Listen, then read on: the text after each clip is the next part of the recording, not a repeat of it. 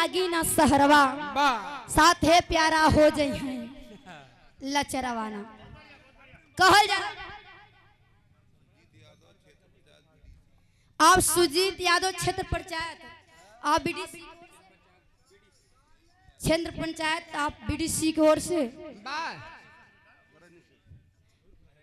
बरैनी की पावन वसुंधरा से आप जी की तरफ से पुनः 51 रुपए का पुरस्कार।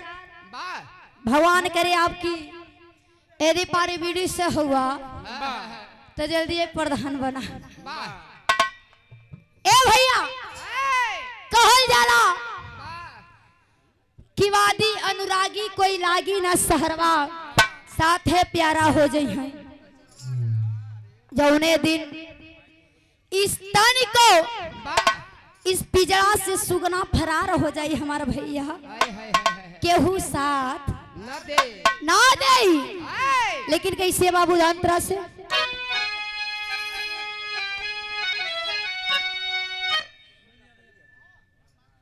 और ये देखिए पुनः 1000 रुपए का पुरस्कार हमारे शीतल भैया, शीतल यादव उर्फ फौजी भैया की ओर से।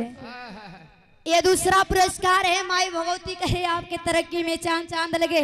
पैसा असली हो कि नकली? अगर कोनो शक बा तो चेक कैला। ओके काखे दतन के हम देखी। तू कहे चेक करवा ना हो भाई देखो भैया लावा। कहल जाला कि प्यार के अंदर कोई शक नहीं होता है, अगर प्यार है तो विश्वास रखिए। जान ये प्यार हो भैया, हर चीज पैसा ना होला। तो कहत हुआ कि नकली है, प्यारे पे विश्वास करे वाले तनी कितने वायरल हो गए। सब एक जैसा नहीं होता है। आइए आपके तरफ से पुनः हजारों रुपए का पुरस्कार सुनने में कोट कनमन है। ए भैया जब इस पिजड़ा के छोड़ के सुगना फरार हो जाई तो केहू साथ ना दी बाबू दांतरा से था।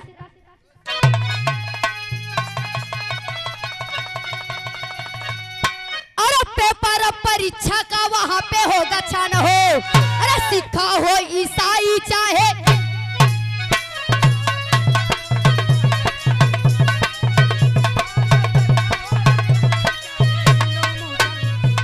सिखा हो ए भैया, सिखा हो ए बाबू, सिखा हो ईसाई चाहे हिंदू मुसलमान हो, सबके लगानिया ईसाई एक काल हो, छोटा हो या नारी चाहे। ए भैया कहे जाला कि हिंदू हो या मुसलमान, एक दिन जीवन कर्म यहाँ करवा वही ऊपर जाए। अगर अच्छा कर्म करवा तो अच्छा मिले, बुरा कर्म का बुरा नतीजा।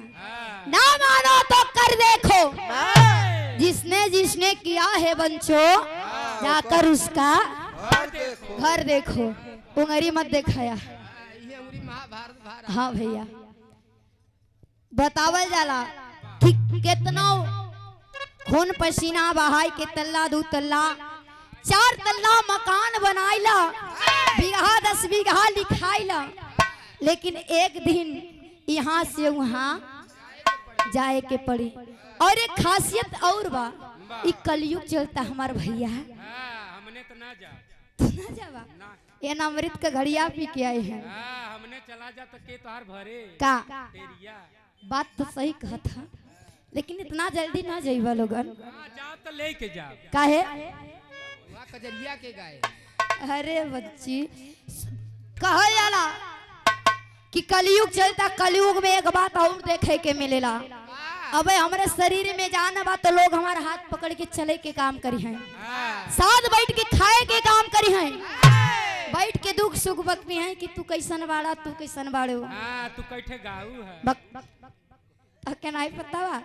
और जिस दिन इस पिजड़े के छोड़ के सुगना फरार हो जाई, खुद अगर औरत रहेगी तो उसका मर्द अगर तुमको छुएगा तो जा करके नहाएगा। अगर पत्नी है तो कहते हैं ना कि पति है तो उसकी औरत। ये परंपरा नहीं बाबू, कलयुग है। कलयुग में अगर जिंदा आया तो तक सब पूछी मर जाबता ये न पीछी आज जेके बदे तू खून पसीना बहाई कितना तल्ला दू तल्ला अगर जवाना मर गया था आप सुजीत यादव बरैनी की पवन वसुंधरा से आप बीडीसी क्षेत्र पंचायत आप बीडीसी आप जी की ओर से पुनः 51 रुपए का पुरस्कार माई भगवती करे आपके तरक्की में चांद चांद लगे। ए भैया वही तरह बतावा जाला कि कर सको तो कुछ अच्छा करो, भला किसी का कर न सको तो बुरा किसी का, अगर कई सकत केहू का मदद कईदा, दे सकत केहू के दान देईदा हाँ, जे जवन जवन पाए चीज हो मांगो तो दे के जा। का तो के दई के जाई मेहनत करी हम पैसा वाले हैं। हाँ, कुछ जाए ना बच्चे। आई तेरी कलाइन से आखिरी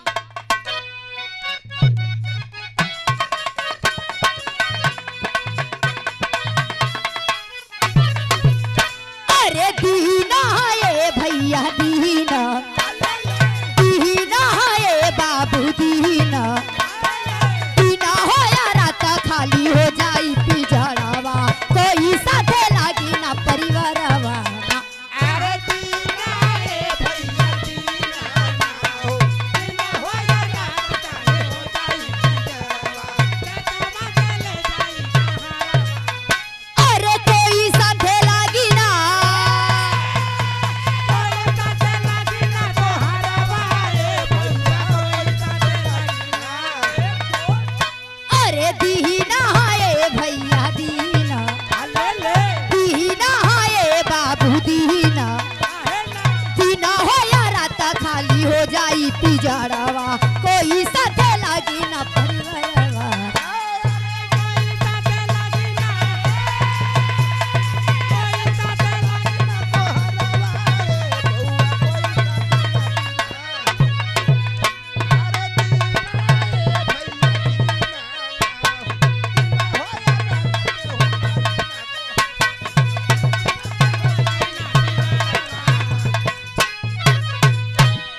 दिन हो या रात खाली हो जाई पिजड़वा कोई साथे लागी ना। और आप देखिए सम्मानित हमारे बड़े भैया ओम प्रकाश पाल भैया के ओर से जिनका बड़ा योगदान रहेला पाल का बड़ी भौकाल रहेला। कहाँ बहन? और आप बेनीपुर के धरती से बैजनाथ बड़े भैया बाबू की ओर से पुनः 51 रुपए का पुरस्कार चुनावी कोर्ट को नमन है। और ये हमारे पाल भैया की ओर से पुनः 551 रुपए का पुरस्कार जो कि आज 1.5 महीना से हमारा ड्राइवरी हाँ, करलन भैया हाँ। ड्राइवरी छोड़ा तो हर चलौतो हन खींचतो हन का कैमरा खींचतो। आप हमेशा अगर केहू रहेला ना तो कर कमी महसूस नहीं हो नहीं होती आपके रहे से। आपके चरणों में कोर्ट को नमन करती हूँ, आशीर्वाद की आकांक्षा है पुनः आपके तरक्की में चांद चांद लगे ये भैया।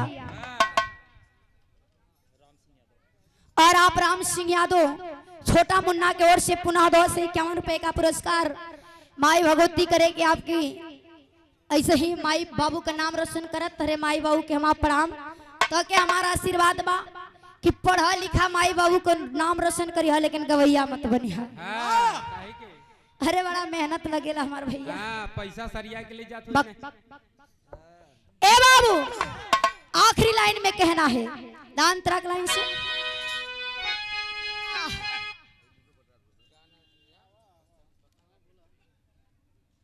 और आप बसंत लाल मिस्त्री 51 रुपए दे के सम्मान किया गया। भगवान करे कि आपके तरक्की में चांद चांद लगे। अब आखिरी अंतरा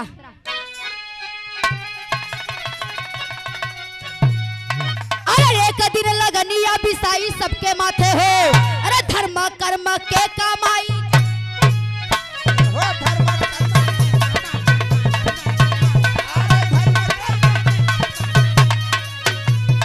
धर्म कर्म ए भैया धर्म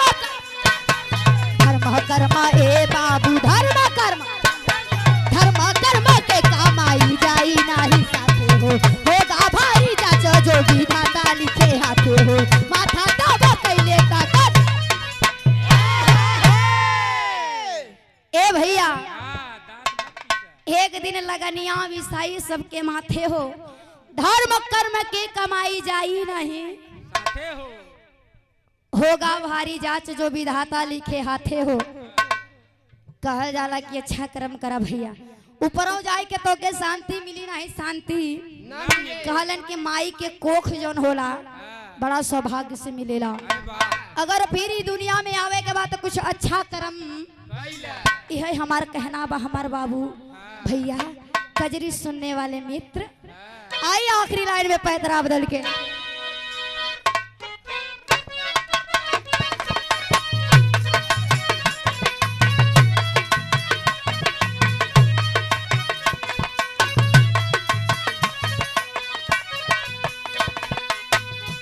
अरे गहावैये भैया, गहावैये बाबू, गवैया राज सभा विच चवलरिया, जेकर बटे जूती में बखरिया।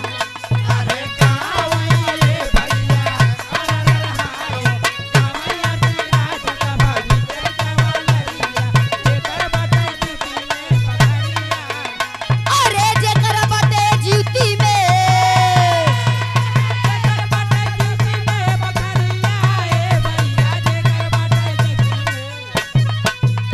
अरे गहावैये पंचो, गहावैये भैया, गवैया राज सभा विच चवलरिया, जेकर बटे जूती में बखरिया।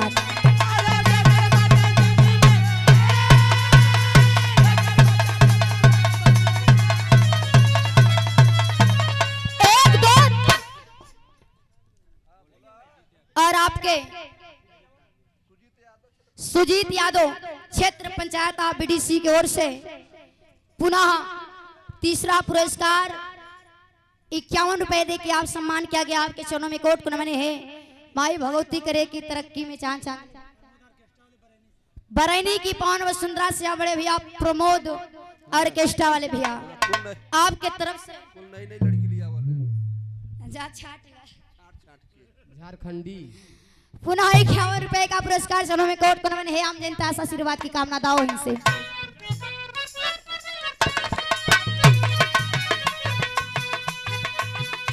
अरे रानी राजा ए बाबू,